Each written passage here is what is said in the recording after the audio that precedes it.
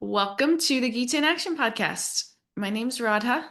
I'm here with our regular family of seekers. We read through the Bhagavad Gita, this ancient wisdom text. It was spoken 5,000 years ago. And we are learning and seeing how relevant it still is to our lives today.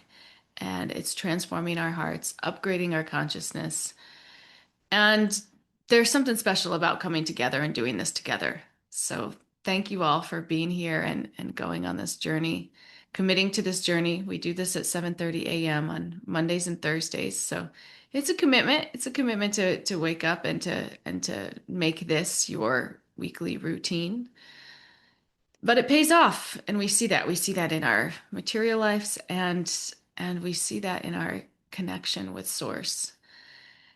And that's why we do this. So today we are starting a really important section of the Gita. Really important section. That'll start with text 8.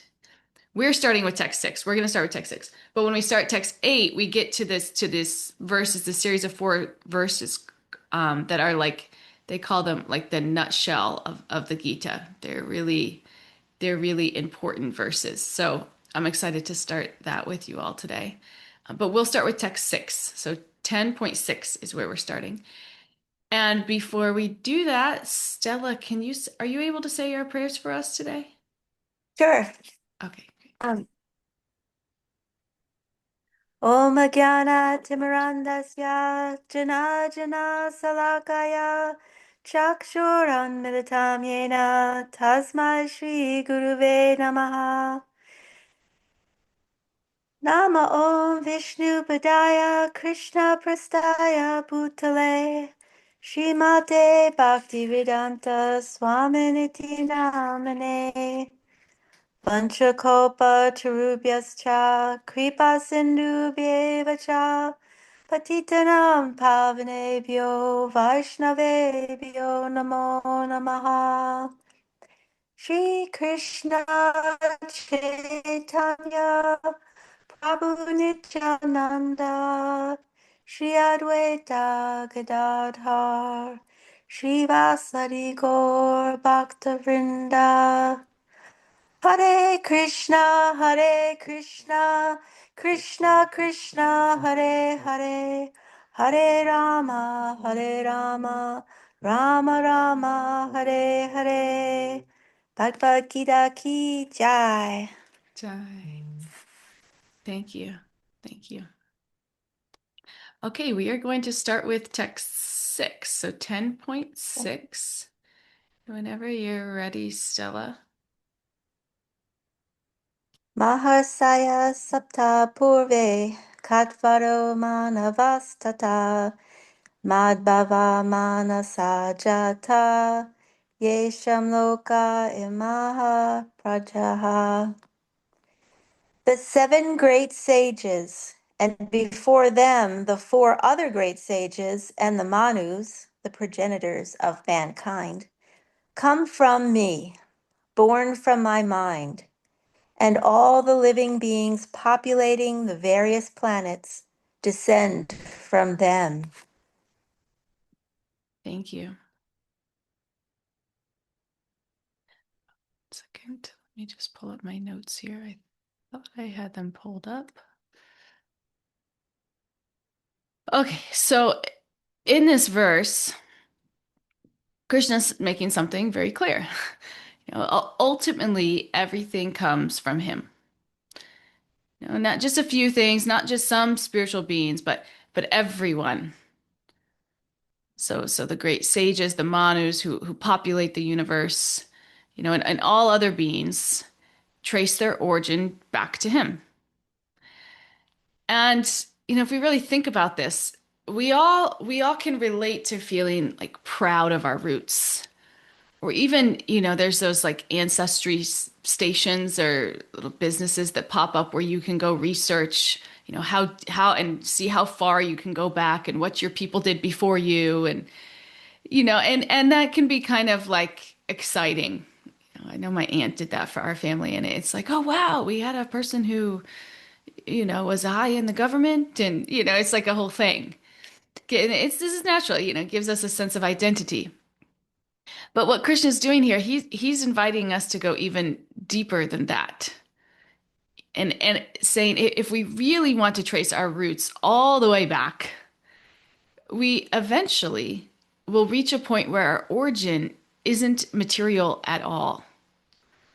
Our origin, it's not genetic, it's not cultural, it's not historical. Our original root is spiritual. And that root is Krishna. So let's let that sink in for a moment. Our original root is spiritual, and that root is Krishna. So instead of stopping at ancestry or history, Krishna pulls the lens all the way back to the source of everything. He's saying, if you want to know where you truly come from, come to me. Come to me. So imagine like ancestral dot on ancestry.com. It's like it's really like krishna.com. That's really the root of everything. If we really want to see where we came from at the beginning. And earlier in the Gita, Krishna described himself as the imperishable seed, the original source from which all life grows. So here he's unpacking this idea in more detail. Everything branches out from him, but he remains unchanged, eternal.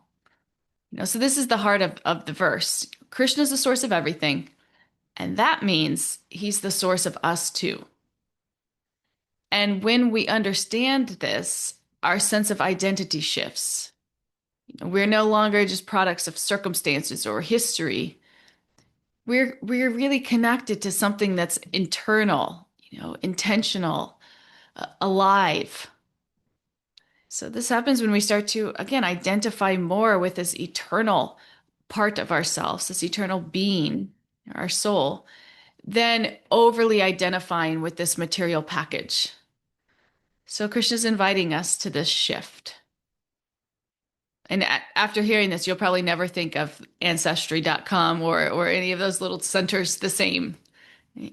Well, because at least the seed is planted, that our true identity is our spirit soul. And what's the root of that? It's Krishna. It comes from Krishna. So let's move on to 10:7. Does anybody want to share anything before we move on? Okay, 10:7. Whenever you're ready, Stella. Etam vibhutim yogam cha mama yo veti tatvataha so vikalpena yojena yujyati natra samsayaha. One who is factually convinced of this opulence and mystic power of mine engages in unalloyed devotional service. Of this, there is no doubt. Thank you. So in this verse, Krishna says something very strong and reassuring. Okay, he's telling us that when someone truly understands his opulence and mystic power, devotion naturally follows. And this isn't forced devotion or out of obligation. This is unalloyed, wholehearted devotion. And he says it very plainly. Of this, there is no doubt, he says. And why is Krishna so confident? Because when we begin to understand him in truth, something shifts inside us. We realize that everything we've ever been drawn to in this world, beauty, goodness, love, intelligence, strength, is ultimately coming from him. Whatever we're searching for through people, through experiences, through achievements, it's actually a search for Krishna. I had an experience like this yesterday. I was really grateful for my boss. I was really grateful for my boss, and he's just like so supportive of outreach initiatives. And I was just thinking, wow, he's just such a wonderful person. And then I was thinking, this is Krishna. When things happen, like this is also funny. I don't have time to cook. I don't have time to cook. And throughout the day, like I have a friend that will text me and say, "Hey, I made lunch for you." And then sometimes my boss's wife will, say, "Oh, hey, I made lunch for you."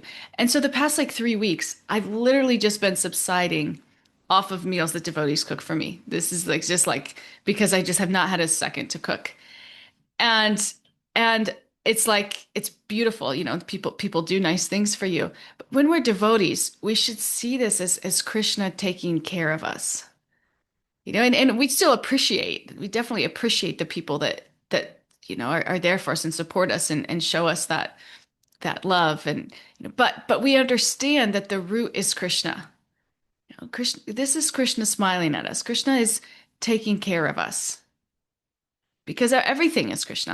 All everything we see, this love, this intelligence, this strength, it's all Krishna. And to the degree that we start to see the world like that, and the things that happen to us like that, the care that we receive, the love that we receive, we see that it's really from Krishna. That realization in itself brings us closer to Krishna. And then as we grow closer to Krishna, Krishna then shelters us even more. So he's not revealing these truths to impress us.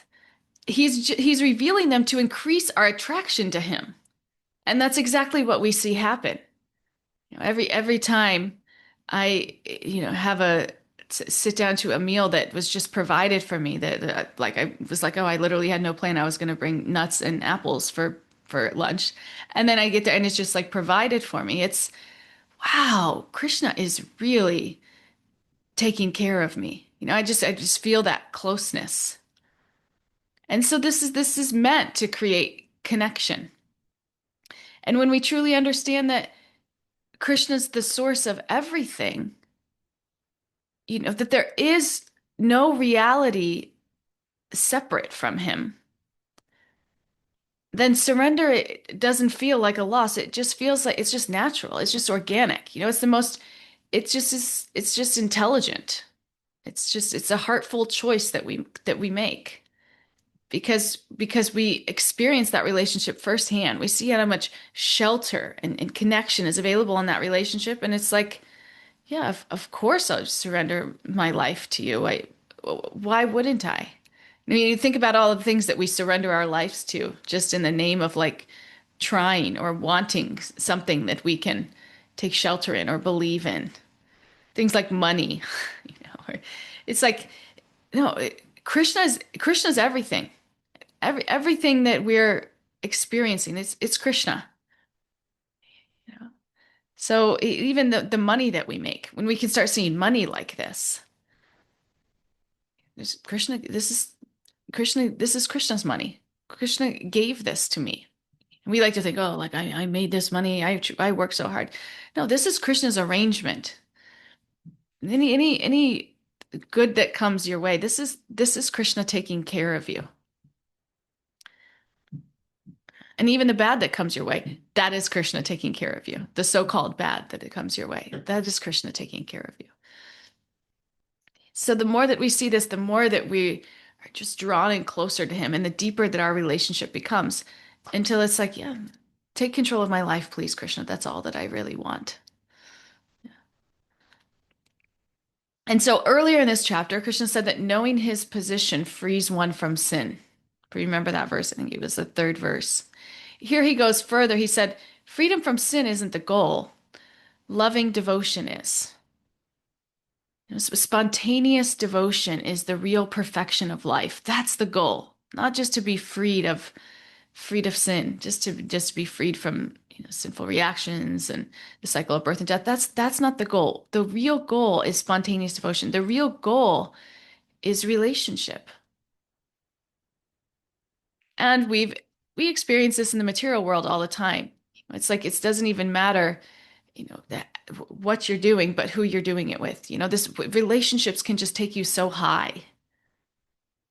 But so imagine again, relationship with source, with our creator, with our best friend, with our maintainer. And so this is the real goal of life. This is the real goal with life. Krishna is our ultimate best friend. And so Krishna says that understanding him properly leads us there.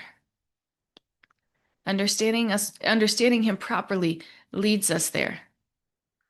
And so we may think, is that an exaggeration? Like, how could simply knowing Krishna's opulence, or how can that have such a powerful effect? And the truth is, these voices, these verses can sound ordinary if we just hear them once and we move on. But if we really pause and let them just sink in, really contemplate them, we realize just how like radical they are. Krishna's not presenting himself as a historical figure, or a cultural deity, or a Hindu god. No, he is revealing himself as the absolute truth. The absolute truth that's spoken of by saints across all traditions.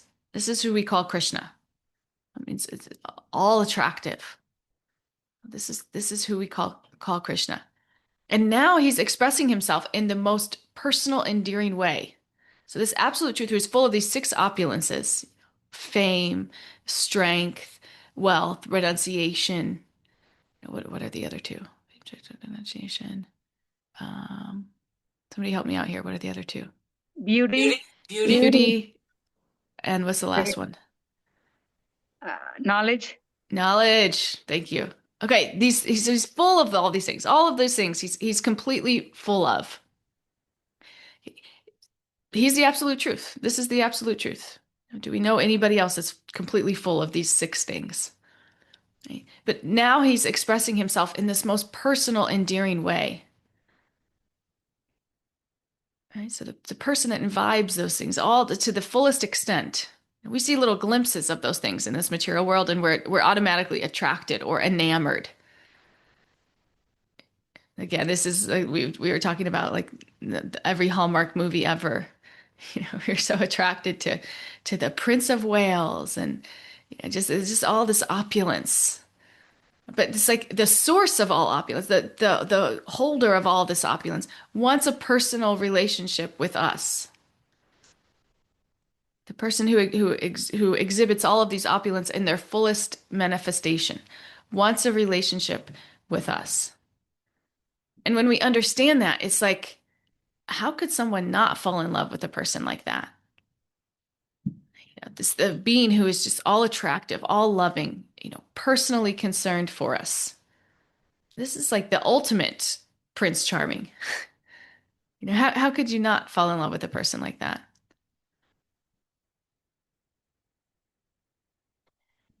And if we find that we're not yet feeling that love, it doesn't mean that we don't understand anything. It just means that our understanding needs to further deepen. We need to just contemplate these truths more. Because this love will grow as understanding grows.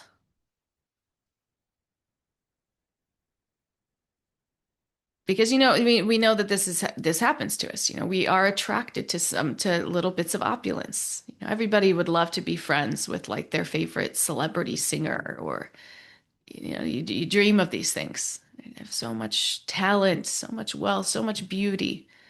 But Krishna, again, if we really realize that he's the source of all of that, he is. I mean, he's all the opulences in their fullest. There's nobody that's more famous or beautiful, right, or strong or smart as Krishna. If we can really realize this, it's a no-brainer. Of course, and he wants a relationship with us. It's like, of course, that's a relationship we want to pursue. And Krishna also reminds us that everything we see, good and bad, ultimately comes from him. So when we grasp that, our inspiration becomes clear. Let me fix my mind on the source itself. Because the highest summit of spiritual perfection is knowledge of the Supreme Personality of Godhead. This is the highest summit of spiritual perfection. And many religions, they'll speak about God's greatness. We talked about this before. But the Vedic tradition gives extraordinary detail about God's greatness and God's identity. And not to overwhelm us, but to draw our hearts closer. So this knowledge, this Vedic tradition offers us this rare opportunity to really know God. It's more than just an abstract concept. And when that level of detail is available for us, it has the capacity to really bring our hearts in, bring our hearts in close. So when someone truly understands Krishna's opulences, it's surrender, it's not forced, free will, it's not taken away. It's just we simply like on an emotional level, intellectual level, spiritual level, we know that this is the best thing for us. And there's still, other things of this world that may pull us or may exist, that we may see. I shouldn't say pull us. Options still exist. But what happens is they start to lose their appeal because it's like, okay, I'm someone who's attracted to intelligence. So this person or this, there's some intelligence here. But we see God is the ultimate source of intelligence. So why am I, going to this little well of intelligence when I could go to the entire ocean of intelligence? That I could have relationship with the ocean of intelligence or whatever it is that we're attracted to. It's like why would I go there when the source, the very ocean of all of these qualities is here? So at the very least, Krishna's just saying, let God be one of the choices. If he's not the choice yet, just let him be one of the choices. Because the reality isn't, in our culture, most people they don't really know God. He's just like an abstract idea that's kind of on the peripheral when they're just like chasing material things. But bhakti begins by just hearing a little bit, considering a little bit. And it doesn't stop at just trying God out. It's what happens is we hear a little bit, we consider a little bit. We start to realize that everything we've already tried has fallen short. And what we haven't tried doesn't really even need to be tried because we tried so many other things, we kind of see the common denominator, know where it's going to end. But this path is tried, it's tested, it's lived by countless souls who have become purified and liberated through this knowledge, through knowing Krishna. So that's why knowledge about Krishna, it's not dry philosophy.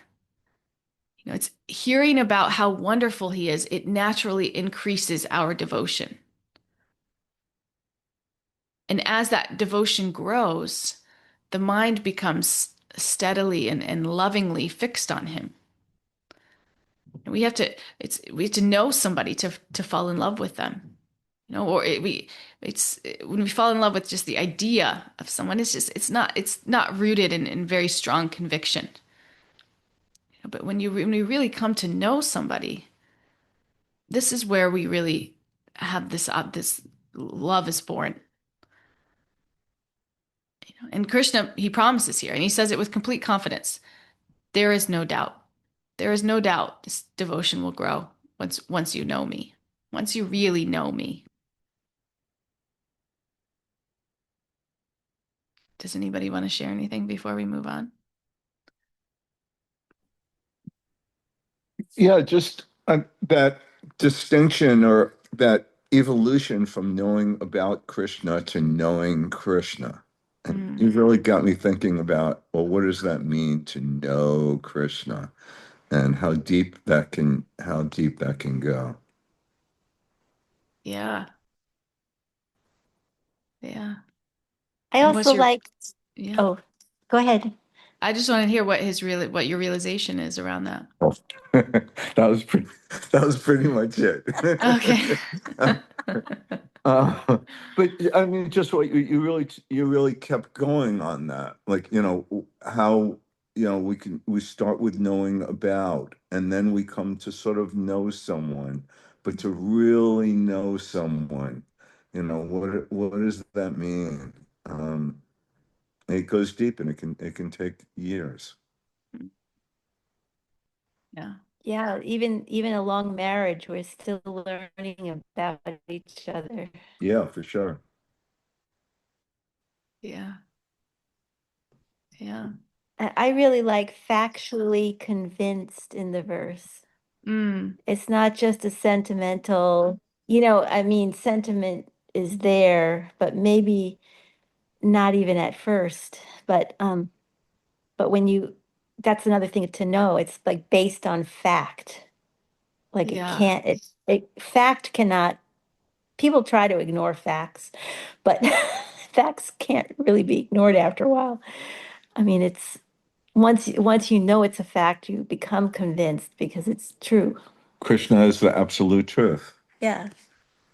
Yeah. Imagine having that level of conviction, just like, the sky is blue or there's snow on the ground. Okay. So it's just like, obviously, this is the reality. It's not even a Yeah. question what that would like really look and feel like.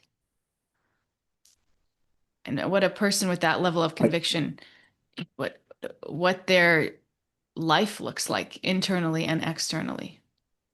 It's just, Yeah. thank you. So Aaron. Yeah.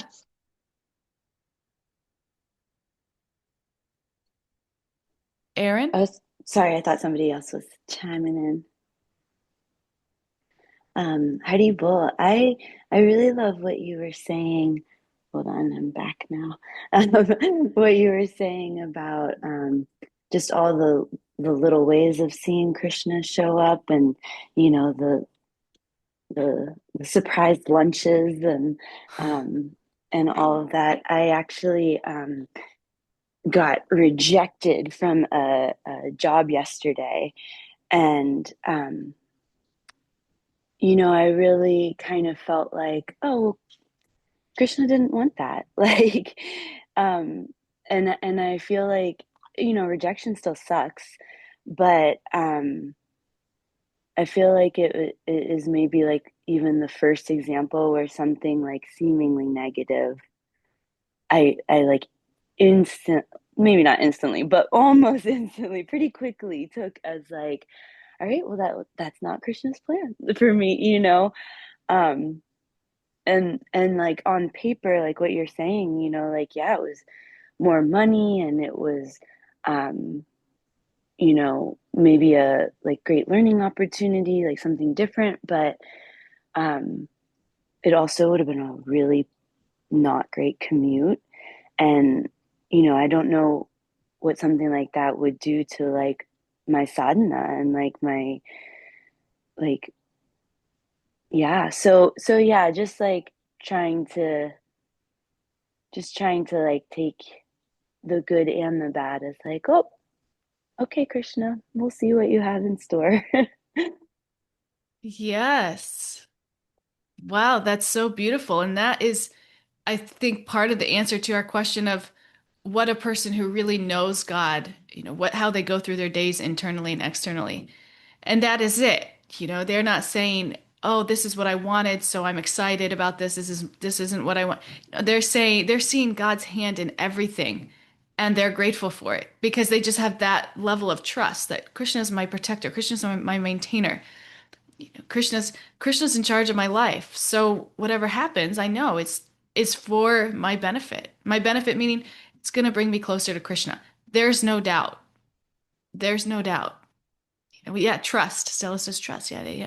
You have that level of trust, and it makes life just even like just lighter and more joyful and more connected.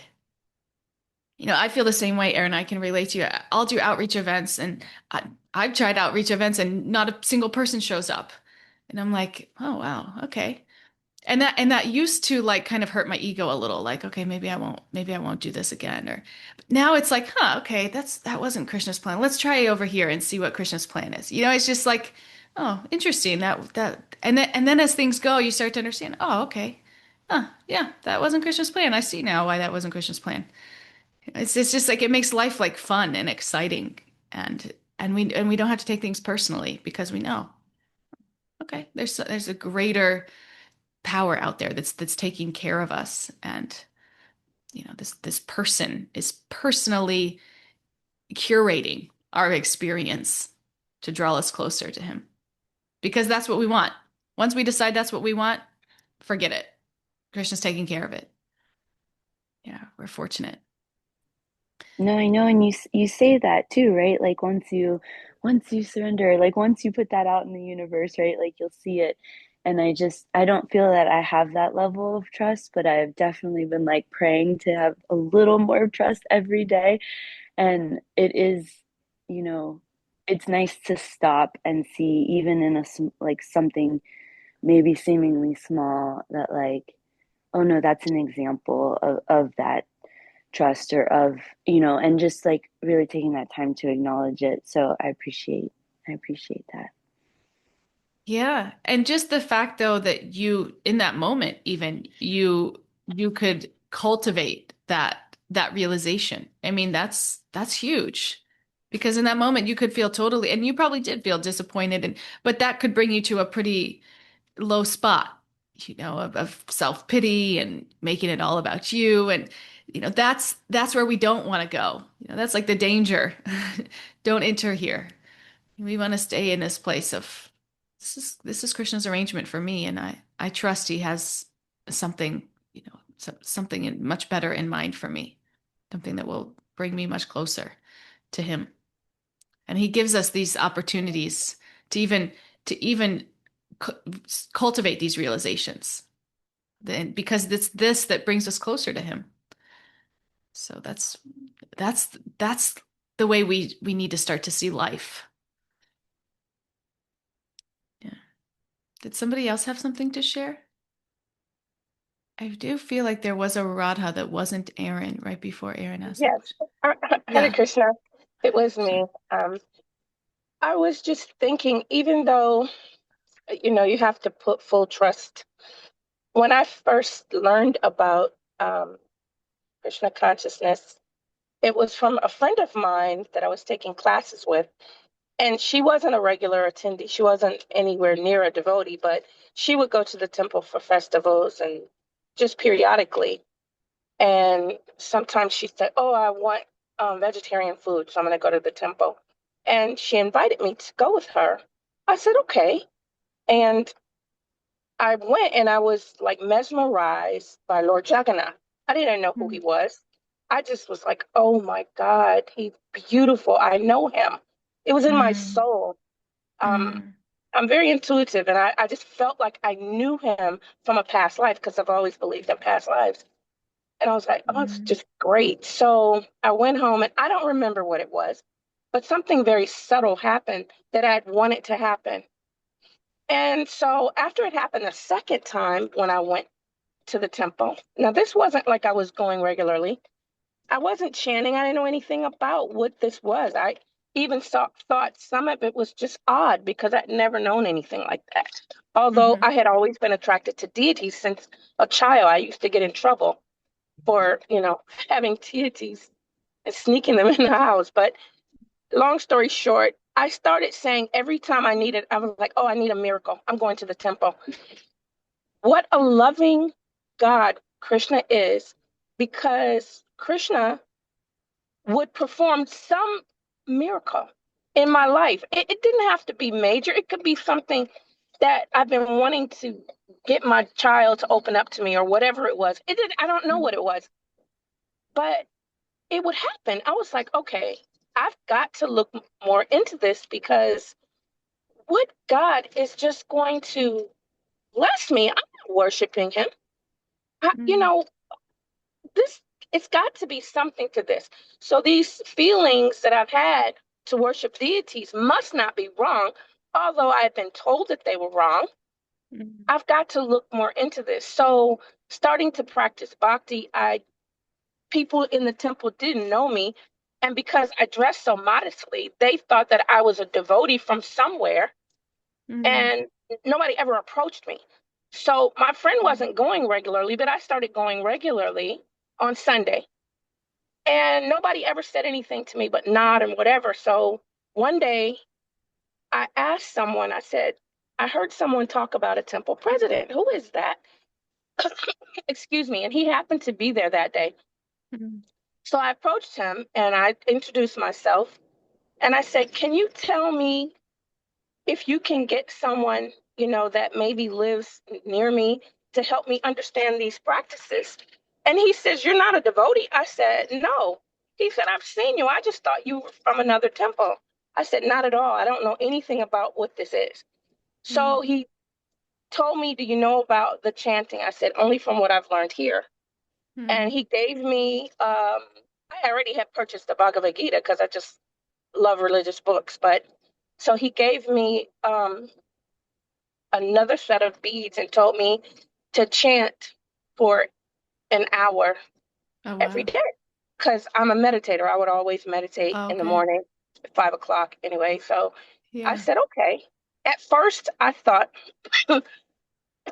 hmm, I thought the other deities would get angry because I was chanting Krishna for an entire hour, and I would only do maybe one round for, Lord Shiva or Ganesh or something. But in time, I learned to put full trust in Lord Krishna because Lord Krishna is the supreme. But at first, I didn't know that. And I said all of that to say bhakti is absolutely a wonderful practice. And once you go into bhakti, you can't come out of it because you just know it, you just feel it. And to piggyback off what you said, and Aaron, it's just Lord Krishna will take care of you once you surrender to him. And surrender is so difficult, but you have to just take baby steps and keep trying and keep trying. Right. So I apologize for the background noise. I am driving, so that's why I didn't know if Erin had her hand up or who was trying to speak because I can't look at my phone. I'm just driving. So Yeah. thank you for that. Wow. Thank you. Thank you for sharing your journey with Thank you. us, Amrita. It's really nice. I really appreciate getting to know you all better through this podcast. And then we see too, we see like, wow, Krishna really takes care of us all. You know, Krishna really takes care of us all. And we're all so connected in this path. So thank you. Thank you for sharing. Should we move on to the last verse we'll talk about today? This is the first of what I was telling you, are called those like nutshell verses. Um, Whenever you're ready, Stella, could you read that for us?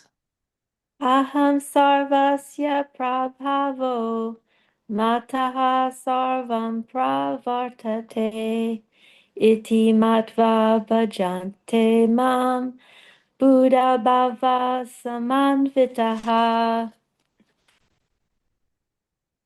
I am the source of all spiritual and material worlds. Everything emanates from me. The wise who perfectly know this engage in my devotional service and worship me with all their hearts. Beautiful. Thank you. So this is the start of what you may have heard this term, the Chatur Sloki verses. There's four of them. There's these four essential verses of the Gita, described as the heart of the entire text. And as we move through them, we'll start to see why. But before we do that, I want to kind of set up the context here of where we are.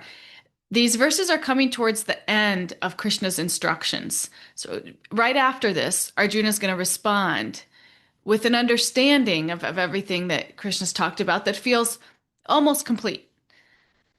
Because at the beginning of the Gita, Arjuna spoke by explaining why he didn't want to fight. Remember that he listed all the reasons he didn't want to fight.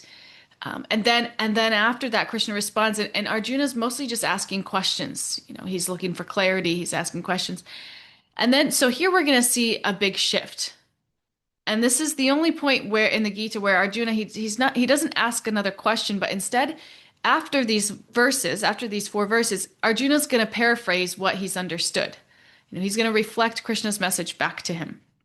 And then right after these verses, Arjuna openly declares Krishna to be the supreme person, the absolute truth, the highest reality. So he's like fully convinced. And in this declaration, it doesn't come out of nowhere. It comes right after these four verses. And Krishna's been building towards this moment very intentionally. In 10:3, he said that verse, he said that knowing his position frees one from sinful reactions. And then we just talked about in 10:7, he said that the same knowledge leads one to wholehearted devotion, without delusion. So here in this verse, in verse 8, he's telling us what happens when someone truly understands Krishna. They realize that he's the source of everything. And that realization naturally leads to enlightenment and wholehearted devotion. So what this realization really does for a person. Again, this is like the answer to that question I posed to Aaron. When somebody really realizes this, not just knows it, but realizes it, what happens? And he says it brings enlightenment and wholehearted devotion. It's a natural step. That's naturally what follows. So, and he says that I'm the source of everything, and everything comes from me. And then this might, sound repetitive. It's clarification. He's not just saying I created everything once and I stepped back. He's saying I'm the source, I'm the maintainer, I'm the sustaining force of everything. He's deepening this idea, that everything is continuously coming from him and being held by him. And then we think, how does thinking about Krishna bring illumination? And it's just to like double click on that process a little bit. How does just thinking about Krishna bring illumination? This is because when we think about Krishna, we're not just distracting ourselves or trying to like think positive. Like we're actually connecting to a higher spiritual reality. When we hear about Krishna, when we speak about Krishna, when we chant God's names, we're connecting to a higher spiritual reality. This is scientific. And this process. And what happens is this connection, it changes the way that we see everything else. Because when we're disconnected, life can feel chaotic. Like there's no order, there's no meaning. It's just one problem after another. But when our awareness turns towards Krishna, something shifts. We start to notice coherence where we before saw disorder.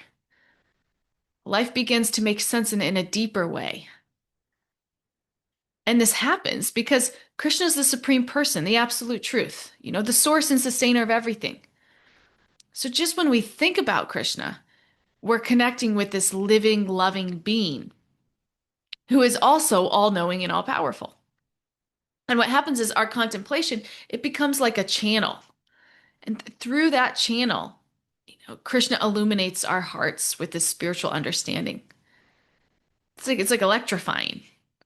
And we get this contact, this association just by thinking about Krishna, or chanting his names, hearing of his pastimes. It becomes a channel that Krishna then illuminates our hearts. And then this inner light helps us rise to rise to higher levels of consciousness. So, and this doesn't happen by escaping life, but it happens by seeing it more clearly. And then, as our consciousness elevates, we become more aware of Krishna's presence and purpose. We don't get rejected from a job and just like crawl into bed for days eating ice cream. Not that that's a terrible thing, because that's a reality of life sometimes for us.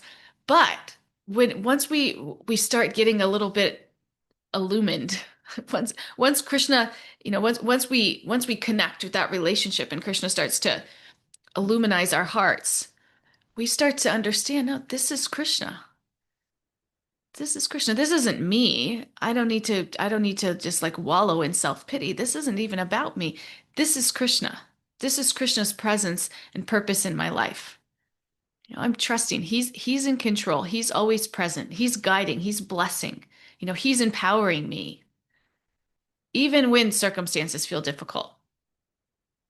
Our consciousness gets to that place because of this connection with God, because we've chosen to associate with God, connect with God. And just that association is a channel that connects us to these higher realms of spiritual reality that then work to elevate our consciousness.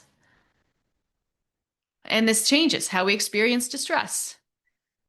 Again, instead of feeling defeated or, we are confident that these painful situations, they have a benevolent purpose. And so when we continue serving Krishna sincerely, associating with Krishna, this purpose, it gradually reveals itself. We see, I mean, we hear this with Prabhupada all the time. He went through some of the most difficult circumstances. This Prabhupada who came over to give us this knowledge. He came from India when he was 69 years old on a cargo ship. He had heart attacks on the cargo ship. He had no money. It was like the definition of hardship.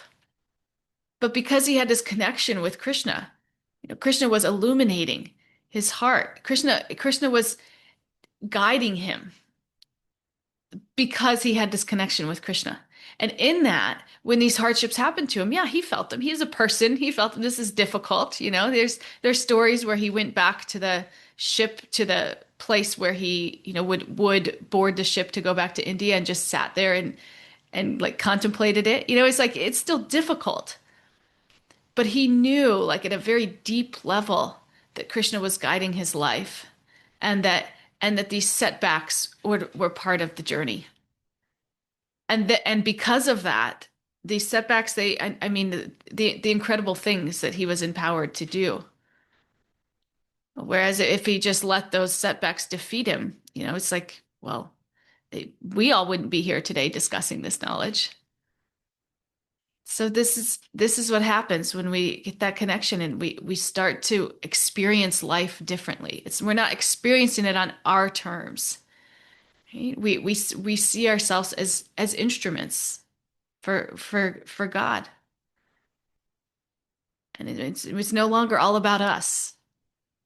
It's about that connection, nurturing that connection so that we can share it with others.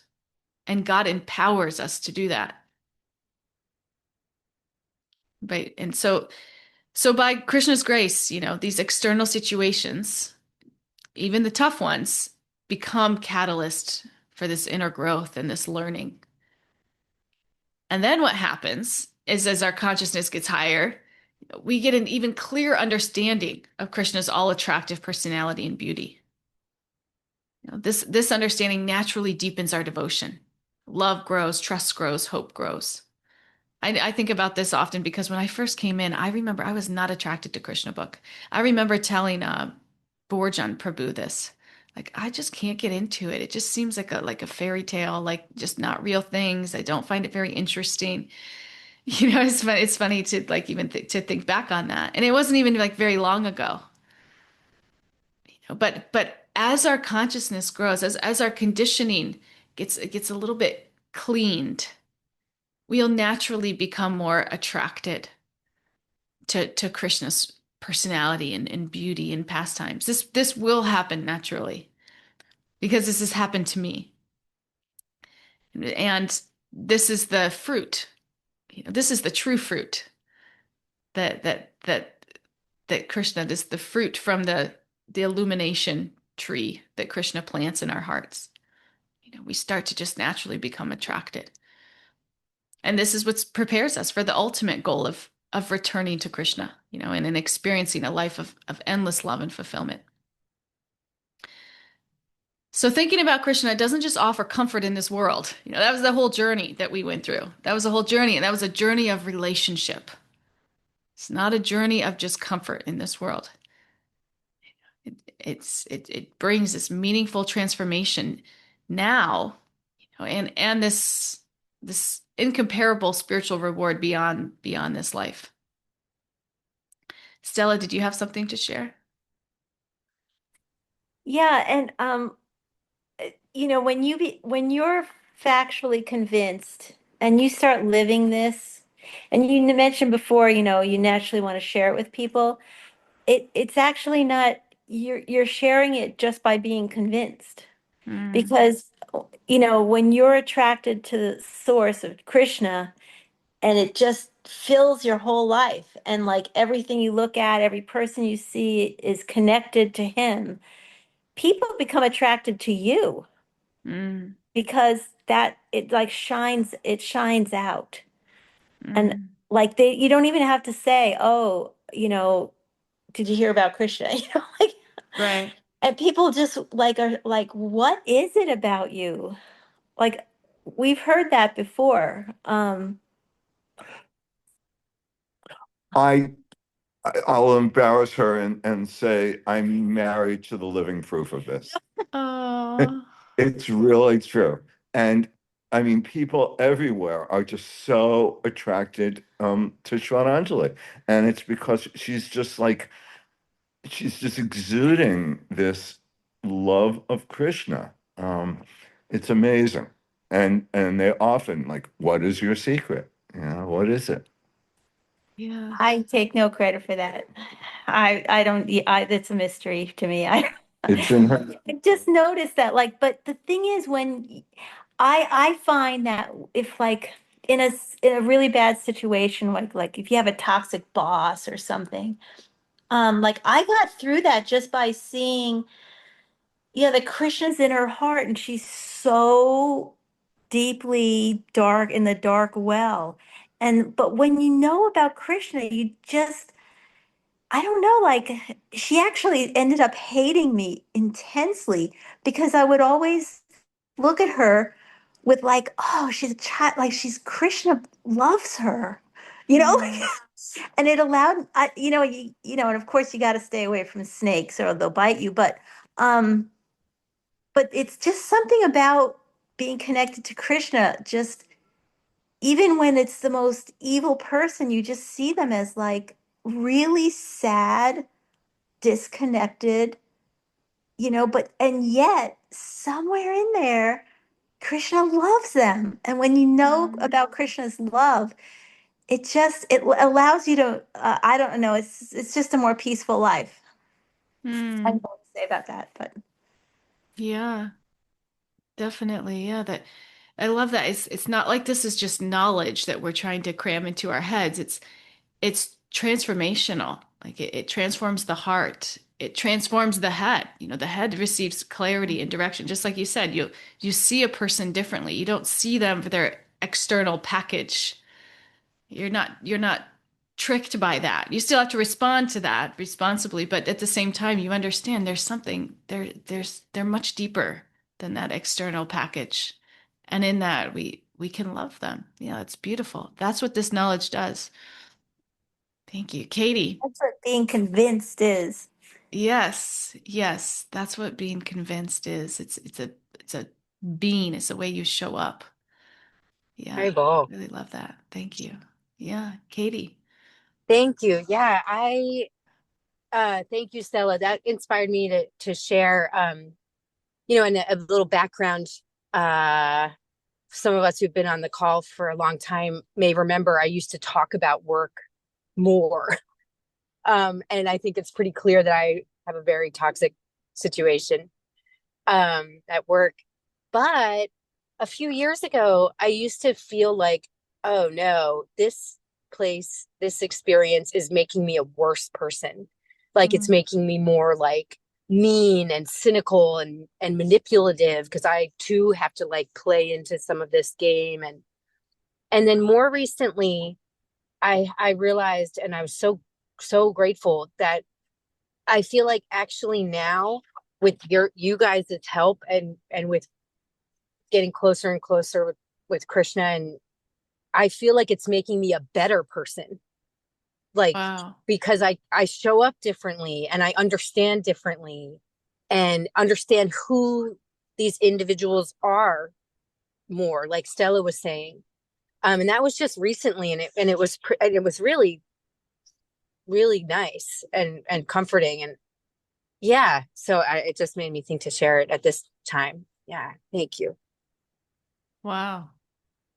What a testimony to how this knowledge transforms the heart.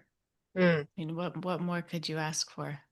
Yeah, and respect while being disrespected and not care as much, like not, I mean, in like a Right. negative way, in like a detrimental way. Yeah. Right. Yeah. Wow. Thanks. Amazing. Thank you. Thanks for sharing, Katie.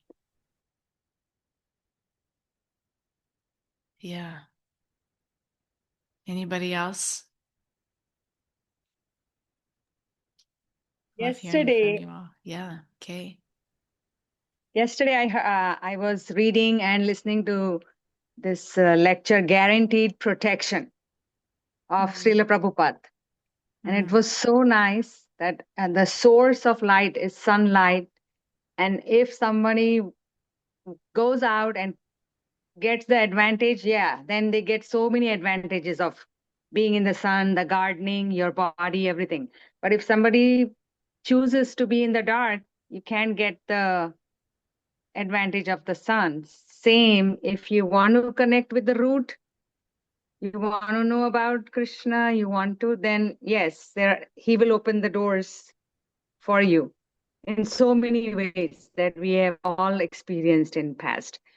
But if we don't want to, then there is nothing that can be done. So I felt like today's lecture was connected with that guaranteed protection. It is so beautiful lecture. It's only 30 minutes lecture, but so nice. Well, maybe you can share it on our thread. Yeah. Wow, thank you. Thank you. Beautiful share. Thank you so much, Kay.